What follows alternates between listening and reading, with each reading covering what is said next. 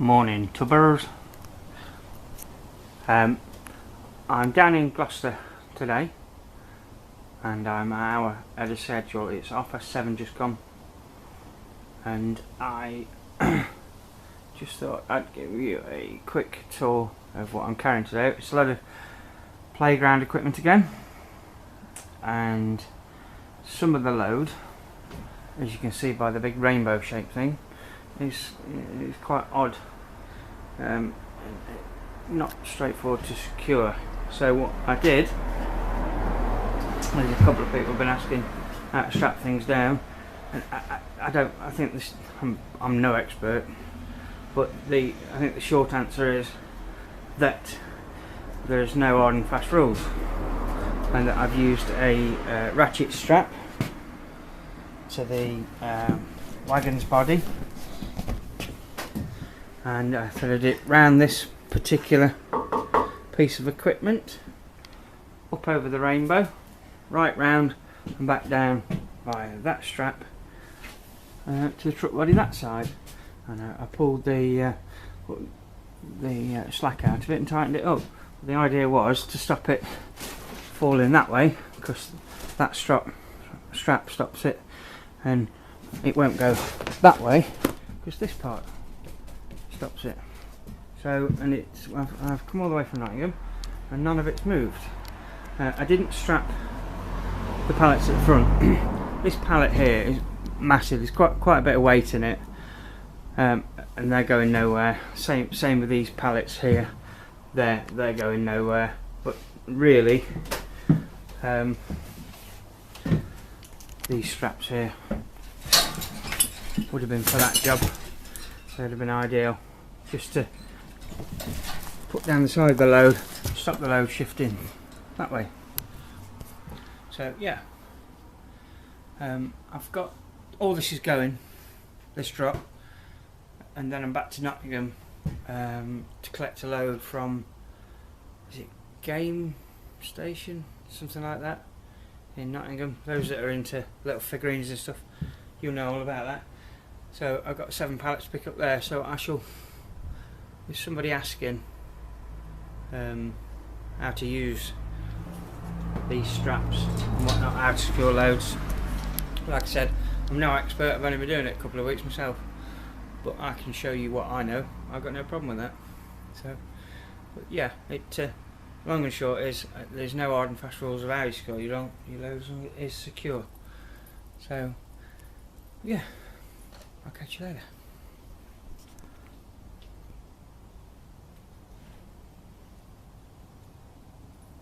Dr. Malcolm Kendrick, a controversial GP, a doctor, researcher and author, who kind of questions medical science. There's Silly Boy Tim Smith, Janie Lee Grace, Bobby Proud with the traffic, and Matt the sports guy with the sport, and Philip Potter Kemp picks the oldies. He's in Guildford.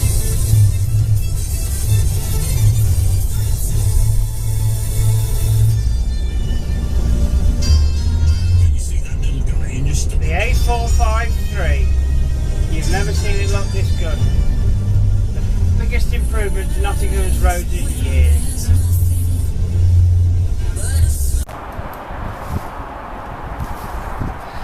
Hi, this is, I'm just going to show you how to use these internal straps. A guy called, what was his name? Richard Marks. Sorry if I've got your name wrong, but he's due to start on the road in the next couple of weeks, and he sent a message asking to know just how to use these straps. So I'm going to attempt to show you.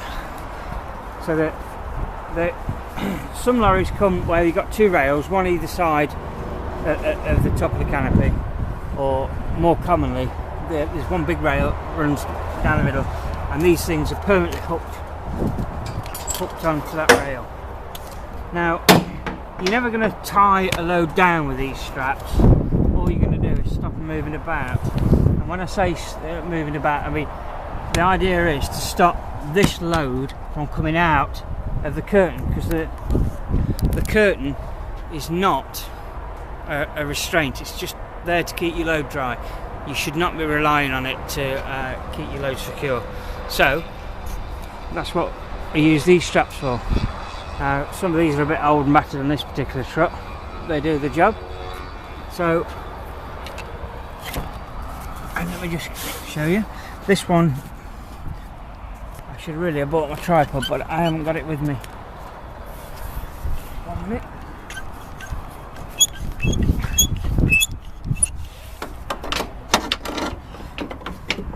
Just going to put the camera down. Alright, I've done it. Right. On the end of these straps, you'll find one of these cleats here. And underneath your wagon, you will find this lip here. Well, the idea is that these cleats go onto that lip. Okay. So then all it's a matter of doing is pulling the extra tight, this part here, then grabbing your handle, and that will make that tight. Now it's easier when I haven't got a camera in the other hand, but that's the idea. So a couple of them on your load will just stop the load shifting coming out of your curtain. I suppose you see you poking out, there's a good chance they're going to pull you just to check that your load is secure. Now if you've got something, let's say like these boxes, and you've got something heavy in them and you don't want them to shift, then in most lorries you'll get a set of ratchet straps, and ratchet straps are dead straightforward. Again, these are lightweight ones I've got here. They come with the cleats. Again, the cleats will go under there, that's safe. Over the load, cleat the other side, then the ratchet here will ratchet up, and that's it. So a couple of them over the side, but there's no hard and fast rules. I think I'm about to be unloaded now. But there's no hard and fast rules.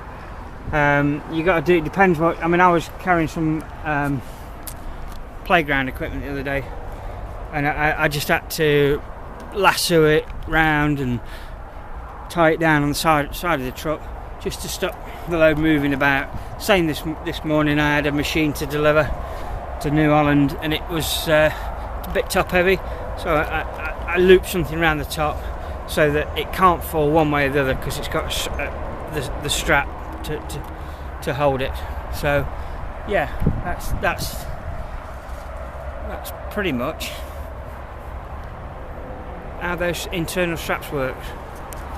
But yeah, and there's several of these straps all along the truck.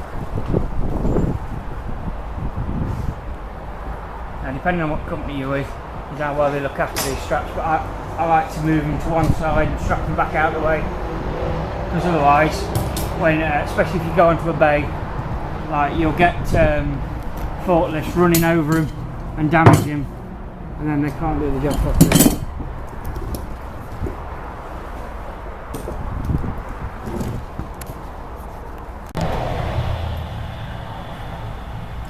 I have no idea how lorry drivers manage to get any sleep if they pull up in a lay-by on a main road, because I mean I'm a good 10 feet away from the carriageway,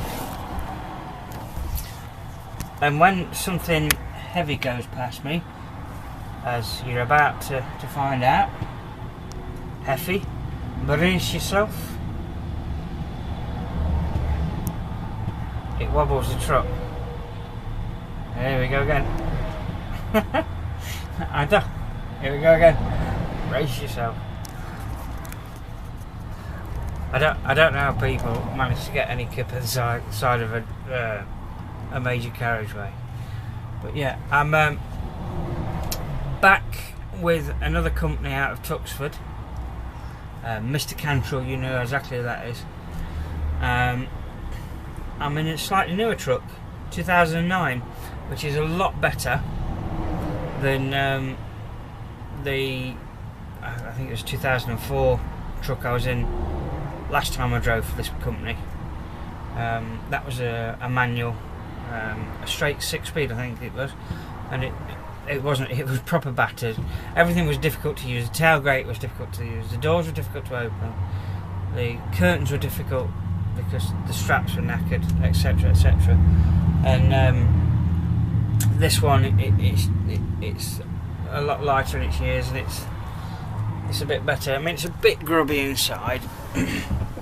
It's a DAF. As you can see, it's I mean, it's a lot more organised than that other one.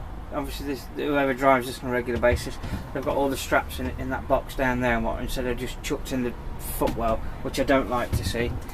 But there's no sleeper in it, no bunk. But yeah, digital tacho in this one. That's a plus. But I'll be absolutely honest with you. The last one I used was a Stone Ridge. I don't even know what this is, but it's not as easy to use as that Stone Ridge. So I need to look into this one a bit more. It doesn't, you know, with a Stone Ridge, it gives you a countdown of how many hours you got left to drive, and then quarter of an hour before you due your break, it start beeping at you, let you know that it was time to think about pulling over somewhere, which is good. But this one doesn't. But I'm not out of a driver's hours because I've done a lot of local stuff. 11 drops today, full load, and there's not a lot of driving involved. You know, you've A to B flitted about. So, but yeah, so I'm a lot happy with this lorry. However, there is something missing. Who done that? Somebody has stolen the gear lever, because this one is automatic. Now I'm going to put my foot on the brake. This is your gearbox. This looks like a heater control, but it's not dissimilar to that, is it? So, and it's the first automatic I've driven, but it's nobody's told me what to do.